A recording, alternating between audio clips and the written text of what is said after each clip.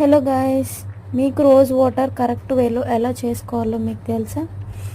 Just simple. ఈ వీడియోలో చూపించినట్టు మీరు కొన్ని రోజ్ పెటల్స్ తీసుకొని ఒక చిన్న బౌల్ తీసుకొని దాంట్లో మీ ఇంట్లో స్టాండ్ ఉంటే మీ స్టాండ్ని పెట్టచ్చు. మా ఇంట్లో లేదు కాబట్టి నేను బౌల్ పెట్టాను. ఆ బౌల్ మీద ఇంకొక బౌల్ పెట్టి చుట్టూ ఆ రోజ్ పెటల్స్ వేసి వాటర్ పోసుకోవాలి. వాటర్ పోసిన తర్వాత ఈ వీడియోలో చూపిస్తున్నట్టు లిడ్ ఉంది కదా, ఆ లిడ్ దానికి ఉన్న హోల్ని మీరు క్లోజ్ చేసుకోవాలి. నేనైతే మైదా పిండి వాడాను, మీరు ఏదైనా వాడచ్చు.